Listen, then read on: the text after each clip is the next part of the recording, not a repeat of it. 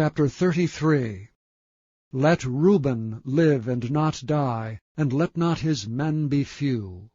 And this is the blessing of Judah. And he said, Hear, Lord, the voice of Judah, and bring him unto his people. Let his hands be sufficient for him, and be thou an help to him from his enemies. And of Levi he said, Let thy Thummim and thy Urim be with thy Holy One, whom thou didst prove at Massah, and with whom thou didst strive at the waters of Meribah, who said unto his father and to his mother, I have not seen him, neither did he acknowledge his brethren, nor knew his own children, for they have observed thy word, and kept thy covenant. They shall teach Jacob thy judgments, and Israel thy law.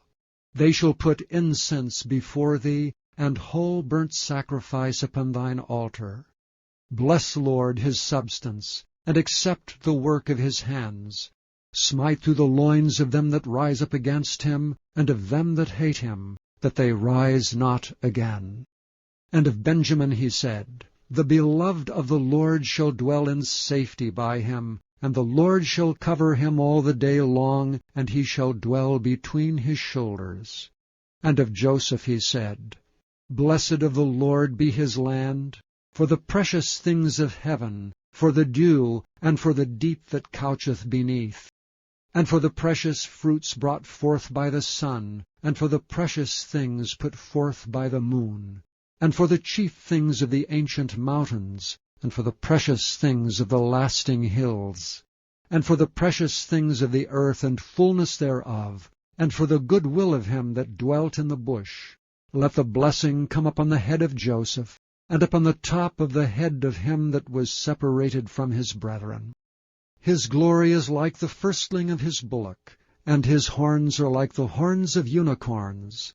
With them he shall push the people together to the ends of the earth. And they are the 10,000s of Ephraim, and they are the thousands of Manasseh. And of Zebulun he said, Rejoice, Zebulun, in thy going out, and Issachar in thy tents. They shall call the people unto the mountain.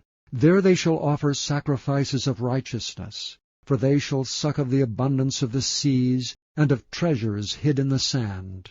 And of Gad he said, Blessed be he that enlargeth Gad. He dwelleth as a lion, and teareth the arm with the crown of the head. And he provided the first part for himself, because there in a portion of the lawgiver was he seated. And he came with the heads of the people. He executed the justice of the Lord, and his judgments with Israel. And of Dan he said, Dan is a lion's whelp, he shall leap from Bashan.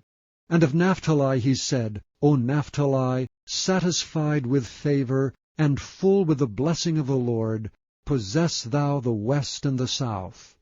And of Asher he said, Let Asher be blessed with children, let him be acceptable to his brethren, and let him dip his foot in oil.